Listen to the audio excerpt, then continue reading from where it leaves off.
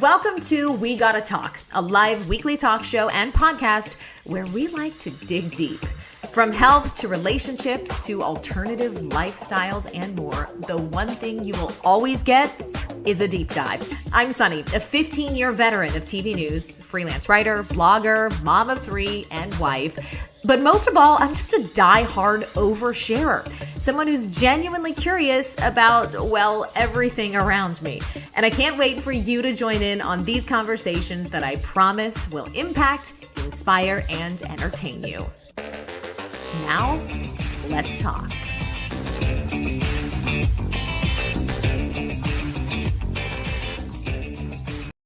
Hey, everybody. Welcome to this episode of We Gotta Talk. I am Sunny, and I'm so glad you're here today.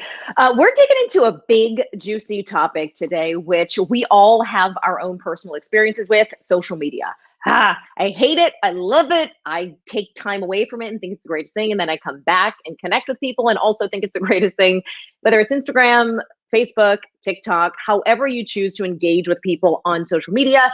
It can be a really rewarding, but also a really draining experience. So I'm really excited for today's guest. We have speaker, media trainer, and author, Jessica Abo. She wrote the book Unfiltered: How to Be as Happy as You Look on Social Media. And I'm going to take my earring out, Jessica, because I just realized it's hitting my headphone here. Here we go. Let's bring Jessica on, who is live right now in California. So Jess, thank you for waking up early to chat with us because it's 6 o'clock there. Anything for you and for your community. I'm happy to have a conversation with you about this topic. This is a big one. Why I have to say on a personal note before we get started chatting here, Jessica and I were interns at Dateline NBC. You did the Today Show too, all the way back in 2001, which we're dating ourselves, Jess. But what a time, man. What a time. All these memories of sharing an elevator with Ann Curry. I mean, we had it was like before social media, so we weren't sharing any of this kind of stuff. But now that I look back, I'm like, man, that was actually a pretty cool experience. I know. And those were the good old days, right? Yes. Oh my gosh. Do you have any crazy stories that you want to share before we start talking social media? We were separated by a few floors, and I was working in the special news unit with Geraldo Rivera and his producers. So I just feel like every day was a really interesting experience being in that environment. And I don't know, I just sort of felt like that's when TV was still TV magic. Mm-hmm. And there wasn't this reality TV component as much. I think maybe the only thing that was out there at that time was Road Rules, which, I mean, now I'm really dating myself. But I feel like there was this really special thing about being a journalist, being at Dateline. It was like really the holy grail, to be able to be at those news magazine shows back then. And now everybody's a journalist just because, you pick up your phone, you take a picture, you record something, you post it, and then like, voila, you're a producer too. So I don't know, there was something about that time that I thought was so special. It was really special. This will date us further just before we move on. We used to get, so at Dateline, viewers essentially had these great stories that they would pitch by mailing in letters. This was when email was like on the cusp. And they're like, We have this email address, but we really don't do much with it. We would open letters at Dateline and read these people's stories and hand it to a producer and be like, I think this one has legs. But I mean, like, it was literal snail mail. And I'm thinking, oh my God, how things have changed. And you were working in such a cool department. So you were still in the era of headshots and sending VHS cassette tapes. And both of us, I'm sure, started out this way, but we were taught in school, you just send out as many VHS cassette tapes as you possibly can. And then you call up a news director and you say, I just randomly happened to be coming to Hartford, Connecticut, even though you were like in LA at the time, this weekend. Could you meet with me on Saturday morning or Sunday morning? And that's how we would get our foot in the door. It's like, it was like spray and pray and, try to knock down a door and get an interview. Yeah, that's another place I interned is taking not only tapes, but resumes. And I would input into their new system, NBCtalent.com. And I would have to call the people and be like, we received your resume. We're putting it into our system. And they're like, did I get a job? And I'm like, no, I'm an intern. I just wanted to make sure I spelled your name right. Oh my God, Jess, We could talk for days. Things have changed though. And I do think that Yeah. really plays into today's topic because people have access today like they don't have, like we never have had before, whether it's to big companies, to people we've lost touch with. In your book, Unfiltered, How to Be as Happy as You Look on Social Media, what was one of the biggest takeaways that after speaking with all the experts about the social impact, how it, helps businesses, that you kind of walked away with after writing this book? Gosh, there were so many. One that comes to mind, just going off of what you just said, is how long it took for radio to reach 50 million listeners. It was years versus Pokemon Go, which took a week. So I think when we feel like social media and technology happens to be everywhere, it really is. And it's making our lives move that much faster. Even this year with the pandemic, every retailer or e-commerce person I interviewed for my entrepreneur.com business slot, everything talked about how technology accelerated what stores would have done in a brick and mortar way by 5 times because of what we can do online. So the whole world is moving faster and we're more connected than ever. And all of that's really interesting. But when I was doing a podcast on my book tour at NYU with several doctors, one of the most interesting things that had come up by one of the doctors was that people who work on slot machines were also some of those same people who helped develop some of these social media platforms. So there was already this idea of getting people hooked and keeping them there, which I've never been able to forget and I thought was incredibly interesting. Oh, yeah. I can't wait to dive into how it's impacting our psychology based on the experts that you've interviewed. I do want to mention, though, your extensive background here, because when you're approaching this topic of social media, you're approaching it as someone who utilized that platform in many of your jobs. So give us a brief sort of curriculum vitae, if you will, of where you worked and how those jobs inspire the writing of this book. Sure. So I'm 40. So that just kind of puts this into context a little bit. So when I graduated from college, I went to Northwestern. I studied at their journalism school at Medill. When I left, everything was still in person and old school style. As I started getting into the business more and more, the people that I was competing against to get a job, they weren't people who were from other journalism programs. They were people who were on Dancing with the Stars. They were contestants on The Bachelor, people who were on these reality shows who had an audience. You didn't even call them a following at that point because there weren't followers on social media quite yet. And then that morphed into me going to other small markets, Burlington, Vermont, spending time in Lexington, Kentucky, working my way up to get to grad school and be assigned assignments in Washington, D.C. And when I really got myself into the business, I started at a local edition of CNN Headline News in my hometown of Bethlehem, Pennsylvania. From there, went back to a station in Burlington, Vermont, and then spent 10 years in New York. While I was getting, this ability, while I was, honing my skills as a journalist and I had this ability to connect with people, it was really hard when I was in New York because at the time my station wouldn't let us put our Twitter handle under our names. So for years that social media existed, people who wanted to pitch us still had to pick up the phone and call with a story. They still had to fax the station to get their, 5K on our radar. So there were still so many old school systems in place that we missed out on being able to connect so directly like we can today. Now, forget about it. The station has a podcast and they're on Instagram and they're everywhere, just like everybody else. But I do think for the early adopters, they were able to make so many more strides and connect with people and businesses and just really do so much more, so much sooner because, they got the memo. Yeah, not to sound like crotchety old news lady, but I really sometimes get frustrated with the timing because I'm going to be 40 this year too. So you and I entered the market at the same time. We are such a hybrid of the old school way of journalism and doing things and not self-promoting, on Facebook, and then the new school, which is tell everybody everything, tell everybody about your personal life, even if you're at work. That I think we kind of got shafted, right? Because you have the new generation who has always felt connected to their audiences because they grew up on social media, and you have your old school people. But we had to make the transition. And depending on who your news director was or who was in management, they were either really uncomfortable with you becoming more of a personality and a human being through social media, or they were super into it and pushing you and you had to kind of learn on the job. So it's a really weird spot to be in. We are like the elder millennials or Yeah. Zillennials, and we're just in such a weird spot with social media because we remember both ways, and there's a way to be happy in both worlds, but we're in the middle. Right. And so it's so interesting that you put that in the spotlight for a second, because we're actually called digital immigrants, right? We're digital immigrants. And people who have just been born with a phone in their hand and whose parents have been posting pictures since they were born and who've been navigating YouTube as a toddler, like my daughter, they're digital natives. And, for someone like me, I understand the power of social media. I understand all of the good things that come with being online. I love being able to see friends and family and wish people a happy birthday, or, see people have their children and watch their children grow up, even if I don't live next door to them. Technology is incredible. We can find like-minded people, be part of communities, find support groups, be inspired by what people are reading and what they're cooking and where they're traveling.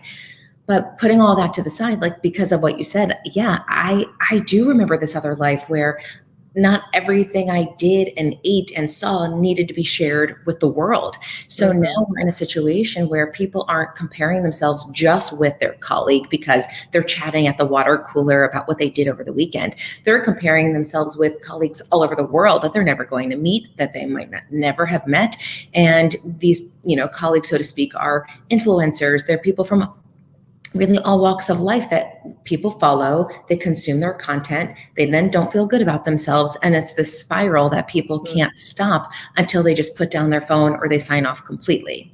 Yeah, it's really frustrating. So in addition to all of your work in media, Jessica, you also interview entrepreneurs for entrepreneur.com, and you have a giant and vibrant YouTube page and social media following, of course, where you put all these interviews with people who've made an impact in the business world. I'm curious to know, in your extensive interviews, and you've interviewed people in all different types of businesses too, what the overall thought is about how they approach social media, because there are plenty of people, including some people who submitted questions to me when I put this out on Instagram, that have a real tough time balancing how and what to share, especially if there's a business angle to their social media page. So what have you gleaned in talking to all of those people for Entrepreneur about how they approach that delicate matter? So I think the first thing is how they're using social media. Most people understand at this stage of the game that they must be on it, and even using video. So it used to be that if you posted, it was enough, and now that's not even enough. Now it's, are you creating enough video? Are you doing reels? The way that these algorithms keep us coming back and keep us on our toes is a really big part of this puzzle. So the first thing is, when you're using social media, how are you using social media? So are you talking in the same language as your consumer? Are you connecting with that person in that really powerful way? Are you someone who's trying too hard and that's what's making you feel really uncomfortable? Like, you're not someone who wants to be talking in front of the camera for 30 seconds because you are someone who's behind the scenes at your company. You're not the front-facing person, but now you've been tasked with running your company's social media. So what do you do? I think people are identifying, at least the people who are really successful, where do they feel comfortable? What is needed for them to have the social media account that's effective? And then where can they marry those two worlds? And then also, where can they push themselves to go a little further outside the box when necessary? So I never tell people, especially with my media training clients, I never tell people to show up as someone that they aren't, because then it just never works. It's uncomfortable for everyone, in the same way when you and I would do a live shot. If we were fumbling through notes or we forgot what we were going to say, that would make the viewer uncomfortable. So first and foremost, you have to understand where you fall in this game and what works for you for now, and let yourself grow and evolve over time, instead of showing up on day one with this, really fancy video with all this equipment that you don't even know how to work. And at the end of the day, you don't even want to be doing. So that's number one. Number two, I think people really like behind the scenes, which enables everyone to see that you are not this millionaire entrepreneur who became a success overnight and you had a manicure and pedicure happening at the same time while you grew your business. Like, just chilling, everything came to you and it was easy. The behind the scenes enables people to see, the blood, sweat, and tears, so to speak. But at the same time, some people don't know where that line is and what they should or should not share. So my feeling to that is only you know what you feel comfortable sharing. There are people who have experienced profound grief and loss and pain and trauma.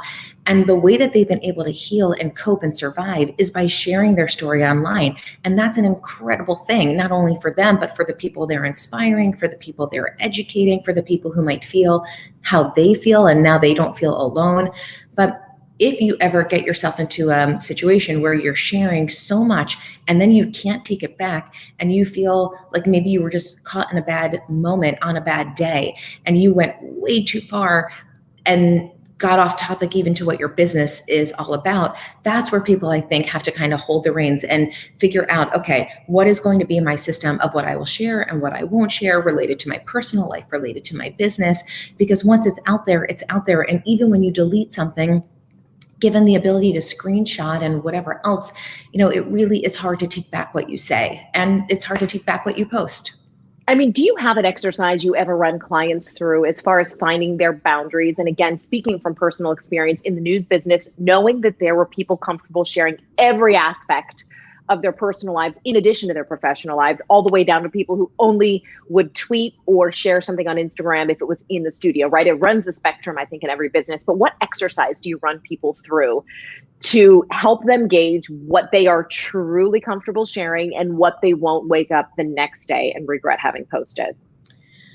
I think it just goes back to everything else about their lives and their brand. If their whole brand is about being authentic and unfiltered and exposing, whatever it is that they expose or highlight, and this is just part of what they do, there's usually more wiggle room and there's usually a better strategy around, okay, on that given Monday, maybe I said too much, but this is how we're going to use it to our advantage. Then there are other people who they don't share at all, ever. And for that one day that they might share too much and regret it, that exercise is, how will you feel tomorrow when this is out there, and a week from now and a month from now, and helping them really separate being judged by others versus they just don't want that information out there. Because so often our boundary exercise is based off of what other people will think about us. Our brains are wired to care about what other people are doing, to care about what they think of us.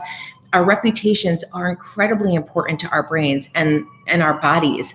So sometimes it's just a simple exercise of asking people, do you not want this information out there because you are not ready and it won't serve you and it's not good for you and your life and your mental health? Or are you afraid of what other people will think? And then we have to have that conversation. Yeah, I think that's a really great litmus test. Will you wake up tomorrow or next week and regret it? I have woken up in the middle of the night and deleted Instagram posts because I have news brain and have been trained. This is a whole thing in therapy, by the way. I call myself the catastrophizer in chief.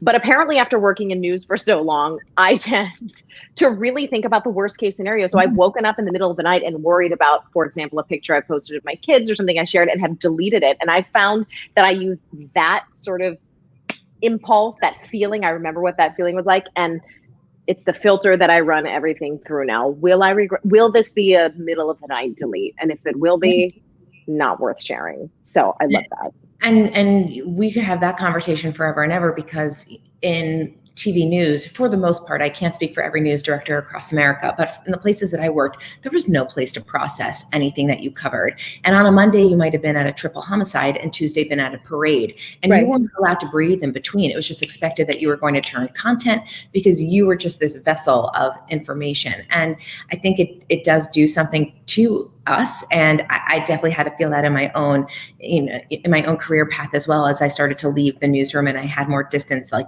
evaluate how I see the world. And especially when I became a mom, what I thought about people and what people are capable of definitely didn't spin toward the light of people are good. Thank God my husband is here and it reminds me people are good all the time. But when you spend 20 years of your life focusing on the A block of content, which is the first part of a newscast, the saying is, if it bleeds, it leads. So you're only around those horrible, terrible things. And I do think when it comes to social media, when you have that brain of, oh gosh, how will this be perceived or analyzed or consumed or digested, you can really quickly go to, the doom and gloom of social media and quickly press delete. But I think at the end of the day, like the bucket piece of advice for this, the overall arching theme is when in doubt, don't, because you'll know when you're ready for the most part. There might be a day that you're like, post, and then all of a sudden your life changes, because sometimes that's what happens with growth. We have to be uncomfortable to then get to the next phase. But I do think for the most part, if you're in a when in doubt, don't situation, it can give you a little bit more time to figure out like how you feel and what your strategy is, and also plan for, if things don't go well, how you're going to use that to your advantage. And that's where working with a social media strategist, a crisis management person, having those people be part of the conversation can help you, because you're not flying solo. I love that. How can you tell if your relationship with social media is a healthy or unhealthy one? I mean, I think if your whole day is holding your phone, staring at your phone, and dictated by what other people are doing, and you're measuring your self-worth, off of all of that information, that's a really good indicator of where things stand for you at this moment in time. But I wouldn't make yourself worse, by thinking, oh shoot, not only am I feeling all these crappy feelings based off of what I'm seeing and consuming, but now I'm mad at myself for even letting myself feel this way. I want you, if that's where someone falls who's listening, to take a minute and to realize this is what psychologists call the social comparison theory. As animals, it's in our DNA to compare our status to the status of other animals. So in the same way, I will have to go to the gym for the rest of my life to have a six-pack. I actually have to work just as hard to train my brain to remember that what I'm seeing isn't someone's whole story. It's what they call, psychologists refer to as selective positive information. Basically, it's a curated highlight reel of what people want us to see. And if you haven't seen the documentary Fake Famous, I highly recommend it. There's a scene, I'm not spoiling the whole thing for you, but there's a scene where people are being photographed taking a look into an airplane window, and just like the views are incredible. Meanwhile, when the camera pulls out, it's a toilet seat that they're looking in, and the view behind the toilet seat is something made up. So I'm not saying that, your best friend or your high school nemesis who just announced she's pregnant isn't really pregnant and she's not really happy and all these things. What I am saying is, you don't know how she got there. You don't know that whole story. And for us to compare ourselves to people, especially people we don't know, and I guess especially to people we do know, all that's doing is robbing us of our joy. So if you wake up in the morning and you haven't even brushed your teeth and you're already in a bad mood because you gave your power and joy away to someone else online, we got to talk about it. Yeah, it's so sneaky though, Jessica, because you can be an otherwise really centered and balanced and healthy person, and you just end up on the scroll and see something that triggers you in some way, and not to overuse that word, but it's sneaky. And I think for me, it's been helpful to set up designated parameters for like times of the day where I can log on, check in, respond, but then I so easily fall off the wagon. But it's truly, you don't have to, we're not unstable mentally. Everybody, even who feels like they've got a grip on who they are in this world and has a list of things to be proud of, can fall victim. And I think that's like the insidiousness of this whole thing, is like everybody has fallen victim to that. I mean, we are sending people into space. We are curing diseases. We are doing amazing things as human beings. And it is crazy how if one bad comment comes up on our feed, that can throw us into a tizzy. And you're right, it's all of us. I have yet to meet anyone that I've interviewed, whether it's a C-suite person at Starbucks or a person who just started a business in their garage. I've yet to meet one person who has said, I'm on social media and it just makes me a better person and it makes me happy every single time I go on. I haven't met that person. The people who say, I'm living a really healthy, balanced life and I'm not thrown off by anything social media related, tend to not be on social media at all. But I think, the science of it all, the increase in our stress levels, anxiety, stress, that fear of missing out. I mean, Sunny, it's bananas, but there was a study that looked at how we use our phones, and it found that half of the time we answer our phone, it's because it's ringing, it's dinging, it's buzzing. There's something going on that makes us think, I need to pick up my phone. The other half of the time we're replying and responding to this phantom buzz. Our, brains are thinking, uh-oh, what are we missing? Someone might have liked that last selfie we posted, or someone might have commented. And as a result, we pick up our device, we log on to see what's going on. Even if there's nothing there, we stay on, and now we've wasted more time because we got right back into this bad habit. So these are all ways that I think we can say to ourselves, okay, I need to make social media work for me, not the other way around. Give yourself permission to laugh at yourself. And at the end of the day, realize that if you are being triggered by certain things, I think if you get to the root of your rut and acknowledge it's around engagements or pregnancy announcements or job promotions or weight loss, whatever it might be, spending time doing an audit on your own life and asking yourself, okay, what am I really doing in this area? Am I really doing everything I can? If you are doing everything you can in this department, then I think you need to just give yourself a break and find things that really just bring you joy and light you up and sort of shift your energy a bit. But if everything we're saying today goes a little bit deeper, I also want to remind people that it's okay to not be okay, and it's okay to ask for help, and help is out there. There's nothing wrong with talking to a therapist. I think we have to destigmatize all of the things that are, bubbling up around mental health every day. And I think in 2021, we're doing a better job. But I still think a lot of people can't be cured by just following a really positive influencer, because that's just not where they are, and that's not what this is about. So, I'm not a licensed professional to talk about the mental health things in depth, but I really hope to God that the people who listen to our conversation are inspired to talk with the people around them who might be able to help them when social media is triggering things for them in a really unhealthy, unsafe way. Yeah, I heard this very practical tip once on a podcast, and it just made so much sense. And I have partially implemented it, but not quite. She recommended going through who you're following and really actively unfollowing or muting people who, you may enjoy their content here and there, but who have triggered you in any way, and just find a way to audit your account, go back every month, check in on who you're following, because you're giving those people your time. And I said, well, that's actually kind of brilliant, because I just randomly will follow people. I rarely unfollow anyone, but utilize the mute button, utilize the unfollow if you have to, and make your feed a place where you feel at home. I don't know why, but we all seem to have feeds where we're looking at these 5'10" models doing backbends on the beach in Sydney, Australia. And we're like, oh, well, this is depressing. Why isn't my life a literal walk on the beach? But hearing someone sort of give me permission to say, actually, it's really simple, just go through and unfollow. And I was like, oh, I don't know why that was revelatory to me, but it gave me that sense of ownership back onto my feed, which I feel like has been taken over sometimes by things that I don't identify with anymore. So I try to do that when I can, just audit.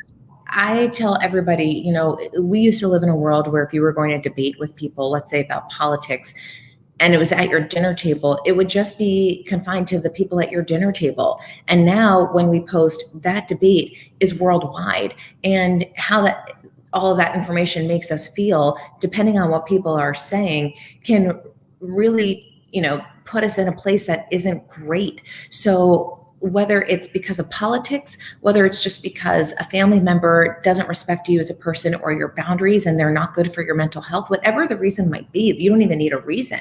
If it just doesn't feel good, the content or the comments, whatever it might be, 100% you have permission. And let Sunny and I be the people, to be your cheerleaders in your corner, being the ones to give you that permission today. If you're looking for someone to give it to you, unfollow, use those guidelines on all these apps that help you restrict the people who are in your network. You might just snooze them or hide them until you feel like you can absorb their content in a better way that works for you. Because at the end of the day, this is all about you.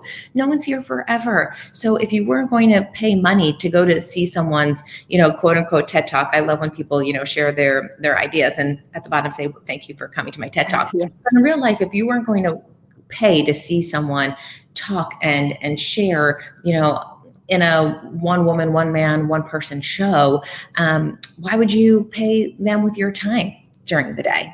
That's really profound, Jess. I love that.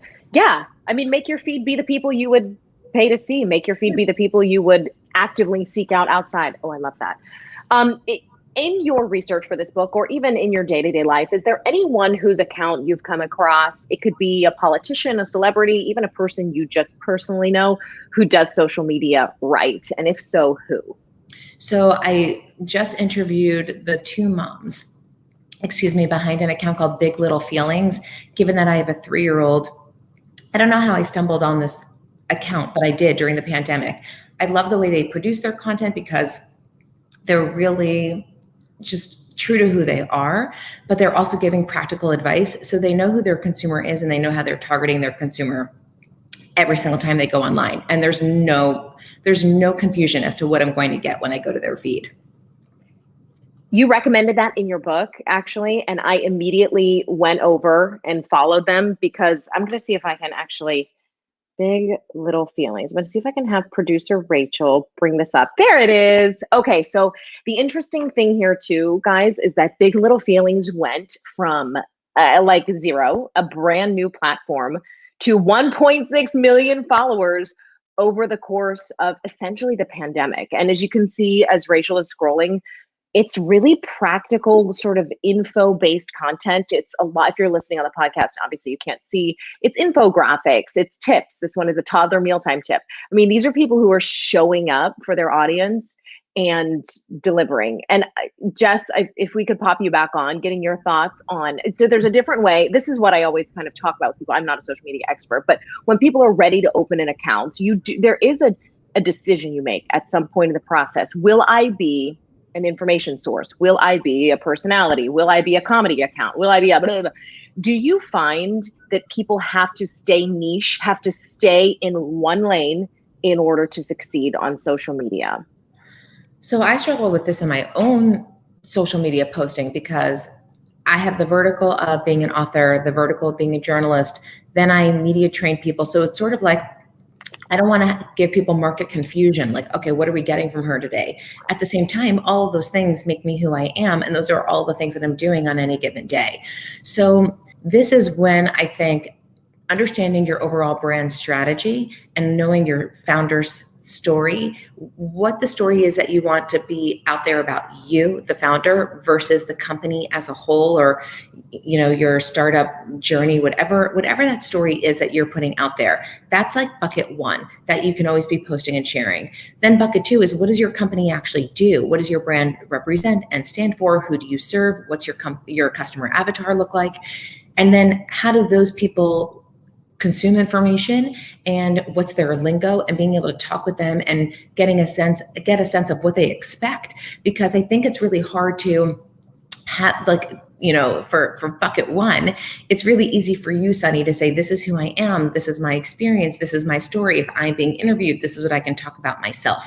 But if someone wanted to talk to you about your show, and I know you post, the way that you post and you engage your audience, it's for them. You're doing it with them in mind at all times. So I think you have to figure out somewhere in between those two things, who you are as a person and what your company is all about.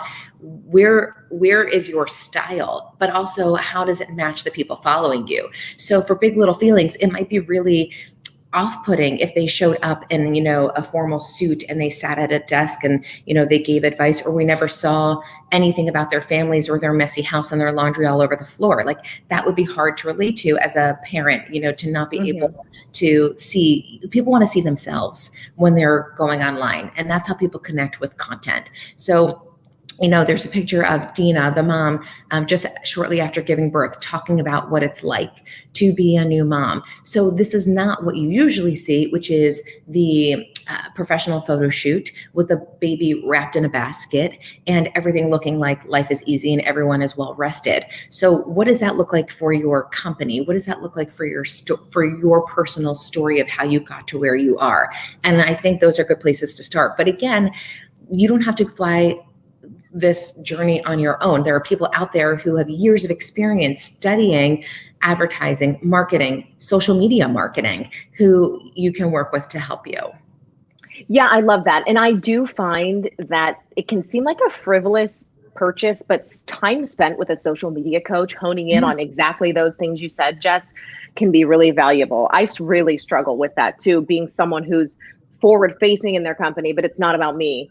Right. And it's exhausting to like figure out how to show up. And you can tell right away if something that you share isn't in alignment or doesn't work. You almost feel it and you're like, oh, I hate to put this out there, Yeah. So I say, tap into the experts. And it is psychological on some level too. Someone sitting down with you and asking, okay, who are you? What feeling do you want to give people when they come to your page, or what do you want to deliver? It's just, there's a lot to it. It's easy to brush off social media being like, oh God, it's just a bunch of selfies. Yeah. But in reality, it's our virtual calling card. It's a virtual business card. So it does have to really match who we are. And if someone is in a position where they can't afford a social media coach, this is a perfect example of why I love social media. Go follow a bunch of them and watch their reels, watch their videos, absorb their content. For a lot of people, digital courses is the ticket right now. So someone might offer a digital course for $97 that over the course of 4 weeks walks you through the exact exercises you need to figure out your founder story, your brand story, and how to share all that story online. So resources are out there. You just have to use social media in a way that's going to help you and take your business to the next level. But those tips and resources are available, and they're available for free. I love that. One very specific takeaway you gave in the book as well, and I wanted to just touch on briefly was, and it plays into this whole discovering our brand theme.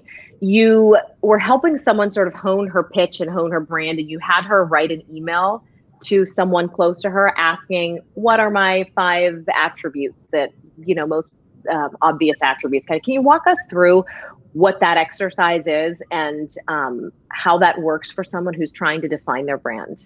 Sure. So I think oftentimes we are amazing at being other people's cheerleaders, advocates, support systems, and even, I'm wonderful at holding up a magnifying glass and saying to someone, these are all of your skills and strengths because they're so clear and big to my eyes. But when it comes to doing that for ourselves, it's at sometimes nearly impossible because so many of us suffer from imposter syndrome, why do I deserve to be here? And why would people ever listen to me sort of thinking? So when we go to the people who are closest in our circle, the people who love us and believe in us and see the good in us, those are some of the markers, but also some of the buzzwords that we can use in our bio, in our mission statement, in our company values. Because sometimes we're just too close to our own material for us to see what it is we bring to the world. But when we go to the people who are near and dear to us, they can see it with so much ease because they're with us all the time. And having them have a minute or two to tell us what makes us great or special or stand out or what we do that inspires them. First of all, it might be information you've never heard of in your life. But it also might give you a really good way to see yourself in a different light because you're seeing it through other people's eyes. And the other thing I just wanted to share based off of what you were saying earlier, Sunny, for people like you and me, like we were trained not to have a voice. We were trained to bring other people's voices to the forefront. And it's also taken me too a really long time to sort of flip that script because when I would have hosting auditions for other things outside of TV news, the one piece of feedback I got every single time was, but we don't know how you feel about that topic. You didn't insert yourself enough. But I was taught to be a great journalist. You weren't allowed to do that, to be a journalist at all. Your opinion and what you stood for or against didn't matter. So people might feel that way because of parents and their upbringing, because of a boss, because of a significant other. People still might be around that limiting belief of what you say and what you have to say and what you think no one cares about. So there are a lot of people who might not have come up the ranks like we did through TV news with this thinking. They might have this experience in other ways. And just, to park this whole social media conversation, there just might be some work that person wants to do or time they want to spend looking at themselves and the people around them and just identify, have I ever felt this way? Has anyone ever kind of turned my thoughts off like a faucet? And before you just turn that faucet back on and let it all, pour out and overflow and, end up with a flood in your bathroom, just see where that happened, how that happened, when that happened, and then what you want to do with all that information, how you want to make sense of all of it.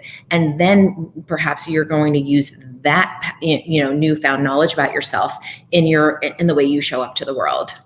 Yeah. Oh my gosh. You are just speaking my language. There are many people, and whether it was in our experience through our professional life or in their personal life who are taught that our opinion doesn't matter. And in truth, there are many topics worth covering that shouldn't have opinions, but it's a hard thing to get over. It's a mental block for some. So hearing you address that is really important because personality drives brand. I think the brands that I'm most attracted to, whether it be a podcast or a blog, not only are they sharing information, but they are sharing their opinion. They're sharing color commentary, as we say, it's like the color guy in sports. I mean, that's the person people tune in for. But God, it's hard to train yourself out of the fear of doing that, right? If that was how you were brought up in your job or world. So I like hearing you address that. Yeah. As we wrap up, Jess, wanted to get your thoughts on the social media fast or social media break. Lots of people have implemented certain specific periods of time away from their social media in an effort to reconnect and just recharge. Have you ever done that? And what advice do you have for people who might think, okay, now's the time I need a little break? How can we tell if we're ready for a social media break? So I think if you're thinking about whether or not you need a social media break, you probably do.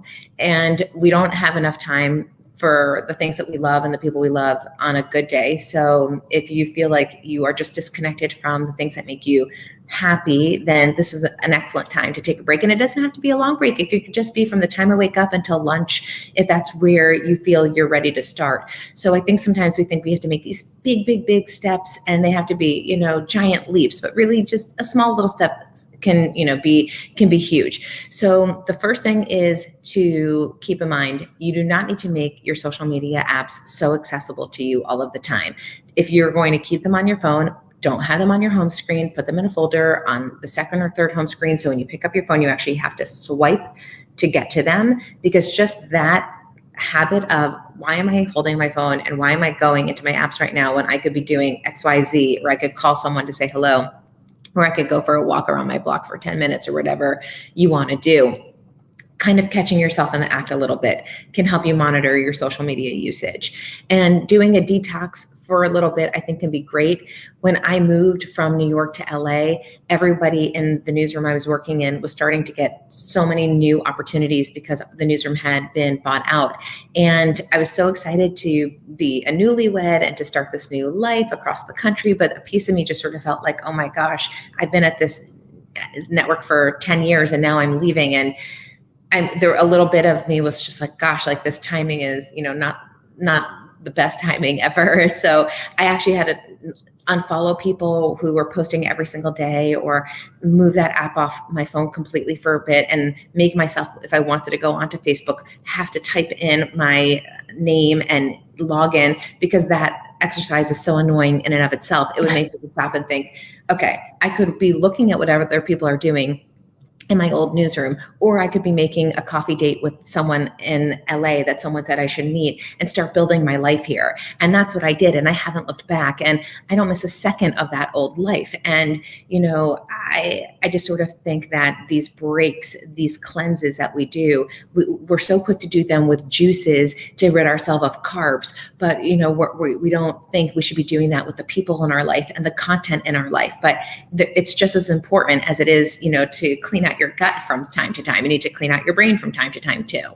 Yeah, it is truly the most peaceful feeling, is just a day or even like 5 hours spent without social media. Even 1 hour, just like make yourself say, I'm going to wake up. I'm going to start with a thought of gratitude, or I'm going to wake up and start with a glass of water. I'm going to brush my teeth. I'm going to put on underwear, and then I will check my social media, opposed to that. And then your whole day is just, run away from you for no reason. Oh, it's the worst for like Pavlov's dogs. I just like wake up and I crawl to my bathroom and I'm just like, I'm really trying though, Jess. I'm trying. And you're doing an awesome job. I will check the news headlines, but I do try to put off Instagram because that can wait.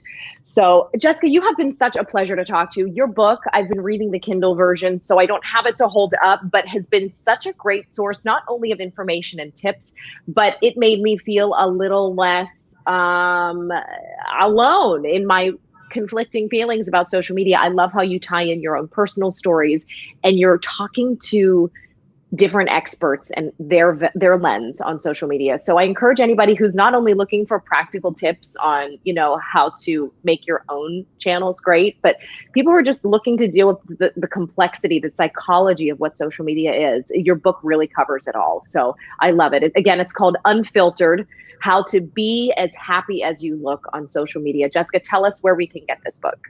Oh, you're so sweet. Thank you for having me, Sunny, and for all your kind words and support. I love that you and I have reconnected. It means really so much to me. And I've loved watching your career explode too. You can get in touch with me on jessicaabo.com. My book is sold on Amazon, Barnes & Noble, wherever books are sold at independent booksellers. And I'm on Instagram too. So if you're having a hard time finding it, let me know and I can try to help you track down a copy. Yeah, it's so good. And you have an intro by Kelly Rutherford. How cool is that? Oh, that just comes from playing a news reporter on Gossip Girl a bunch of times. She and I became very good friends, but they needed a news reporter and a news anchor. So if you're a Gossip Girl fan, you might have seen me. Oh my God, wait, tell us what episode. I just recently binged the whole thing because, again, like kind of out of my age bracket, but when the pandemic started, I watched it. So what season are you in and what episodes? That's hilarious. Okay, so when Serena is, I can't remember if she's in a rehab or a hospital, but the whole family's in the waiting room. And it was right after Halloween where I think someone had put something in something she was drinking or eating. I can't remember the exact. Yes. Oh my gosh. But the whole family's in the waiting room and they turn to the television and I'm the anchor that's basically breaking this news about Serena van der Woodsen. And then in episodes later, there's something going on between Kelly's character and what was her husband's name? Rufus? Rufus, yeah. So they're coming out of a courthouse and I'm the reporter running up the steps asking a question about if they're going to get back together. Then, and I think of the season and series finale, Leighton Meester is looking at a laptop because a plane has gone down and I'm the anchor talking about the plane. So there's been a bunch. I was the reporter in Spider-Man 2, asking people like what they saw in this scene that happens in Times Square. So it's been really fun, or it used to be really fun to be in the newsroom and play that role. But I must say I was more nervous to play a reporter on TV than I ever was to be a reporter on TV. I know, isn't that funny? People always ask you, can you just talk in your news reporter voice? Yeah. And you're like, that is my voice. Like, what? 100%. And the other party trick too is wherever I would go, pre-COVID, where we'd all be around a dinner table, I was always introduced as the Robin from How I Met Your Mother. But this is Jessica. She's just like Robin from How I Met Your Mother. Oh my gosh. So dating myself also with that show too. But anything news related. And I don't think I've ever left a dinner party without being asked to do like a sign off, like Jessica Abo, 27 News First or whatever. Oh, I love it. The old stick out. The old stick out. Exactly. My ratty chair. Yes. Oh my God, Jess.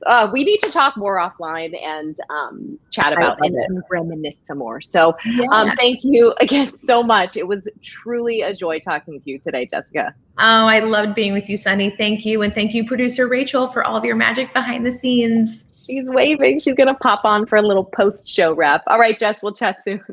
Let's bring on producer You're Rachel. Welcome, oh my Jess. God. It was awesome. It's so fun to talk with a fellow newsie. It's a real specific type of experience being in TV news. And I feel like you and I kind of touch on some of the things, but I'm only really starting to see I don't want to be dramatic, but the psychological impact. Oh yeah, girl. The job we did. I'm not kidding. I just had I found a new therapist. I'm loving her. Oh, good. We had our second session and we're talking about my tendency to catastrophize. And she's like, I think you really underplayed what a role your job has played in your worst case scenario thinking. She's like, she gets it a lot. She said from nurses, doctors, anyone who has experienced or spends a lot of time talking about traumas.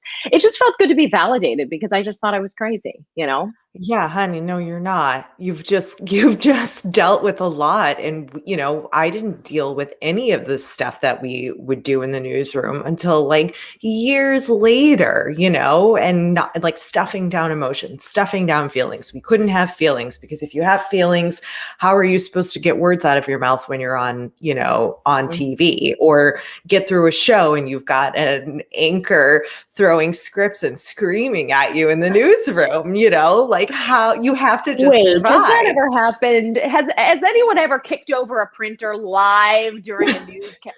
That wasn't me, by the way. That wasn't some Sunny. weird stuff. No, Sunny my always God, had it no. together. Sunny never yelled at me ever. No, I wasn't a yeller. I mean, I but don't think I yelled at you. Did I ever yell at you? I no, don't but you think got so. really heated. We were like, oh, God. Yeah, I would Rachel's in yeah. a bad mood today. We would just stay out of your. That's because I know what that's like to be in a mood, and I don't want to be provoked or I don't want to be talked to. So I would just be like, let's give her a wide berth today. Give her some space. No, I know. I've learned so much from that experience though, and I've had to really dial down and just like let go. Like I'm so much better at just going like, okay.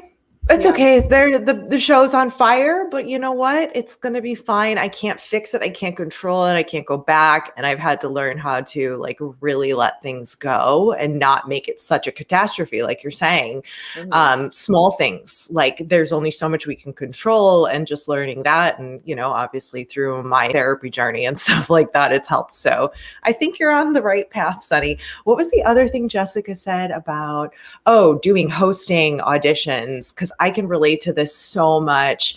I went in for an audition for a big network like pretty recently, maybe right before the pandemic. And I did the read and I have the opinion, but not. And like, it's talking about celebrity. And she's like, okay, but like, who are you? And like, how do you feel about that story about Kanye and Kim? And in my head, I'm thinking, I don't give a flying fuck about Kim and Kanye. I don't care. This is stupid. I want to say that, but like, that's not what they want. And if you look at what's on TV, those people don't have opinions. They don't have opinions. They just have like a personality, or they've got like a flair.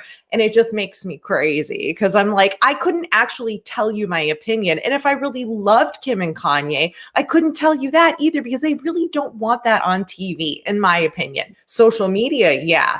And it was just like, at that point, I was like, I didn't get this job.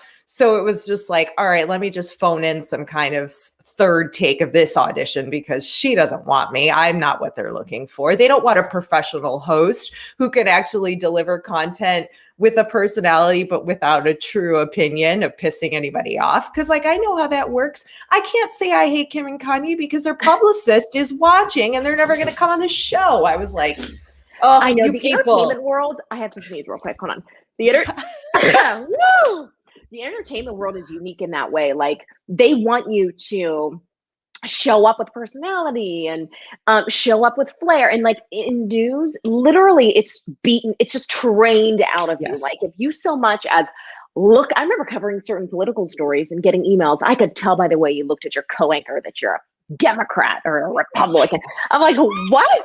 Like, it's insane. So you really are trained. And that's why social media for me and for my age group is just, I think it's hard. We're like Jessica said, we're sandwiched in between a generation who knows how to be opinionated, who really thinks their opinion matters, and this old school, and it doesn't. That's the other thing. I'm like, anything I say, it just really doesn't matter. Let's stick with I'm just boring, is what I'm trying to say. Like, let's stick with the facts. We're gonna get farther sharing good information than we are. My opinion on things, but people want a little flair. They want a little personality.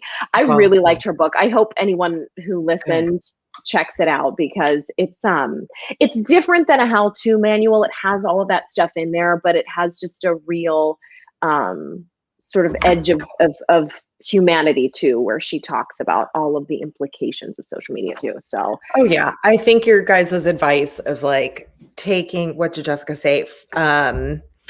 If somebody's like flooding your feelings in your bathroom of emotion, that's a for sure sign of someone to mute and unfollow. I love the mute button and I love the unfollow button, and I exercise that And somebody else also recommended to unfollow celebrities, because like true A-list celebrities, like you don't need to be following Julia Roberts. Like, no. Yeah, the like stuff what she's is putting out, it's not her real life anyway, by the way. It's like a Right. run through 3 PR people and 10 filters. You know, we're Yeah. good. We're It's good. like unfollow those people. If you're curious from time to time, go and search in the search bar and scroll her feed. But like those people aren't serving you in any way, and Yeah, so yeah, that's I that. agree. All right, I'm gonna Excellent go recover. conversation. I got my first shot yesterday. So I know. oh my I saw your band-aid halfway through and I almost messaged you like, why do you still have your band-aid on? Did you forget to take it off? Are you bleeding? What's going on, I'm Sunny? not- I feel like my she kids forgot are, to take it off. my kids are fascinated with it. They're like, can I see the hole? Is the hole in there? I'm like, no. I just like using it to curry a little love from my children. They're like, oh, mommy, you're so brave. I'm like, I know. Oh, this is big for me though. I put this vaccine off for a while out of sheer laziness and just, a bunch of other stuff. But I have to be vaxxed for this upcoming Disney cruise that we're going on. So I'm like, I'm going to bite the bullet. You and I have a trip coming up. Yep. We should do a little podcast from the road. It's a work trip. Oh my God, we should hop on and do something and show us actually in the same room together being so fun. Kooky do. You'll get to see behind the scenes when we're on set, and you'll see that I'm actually very cool, calm, and collected behind the scenes nowadays than I used to be. You are still cool, calm, and collected. You got it under control. Everybody needs, like I always say, everybody needs a producer Rachel in their life. You're the best. All right, bye. All right, guys. Bye, Rach. Thank you so much. As always, guys, thank you so much for listening, spending some time with us this morning. Please leave a rating and review. Just take time, scroll down to the bottom of your little podcast icon where the show is, and 5-star rating and review. That actually helps so much in getting this podcast some good traction. Thank you for listening. WeGottaTalk.com/blog is the place where all of the article breakdowns go. So if you're looking to read more, if reading is more your thing, check out the blog as well. Thank you so much for listening and watching, and we will see you next week with more good stuff here on We Gotta Talk. Bye.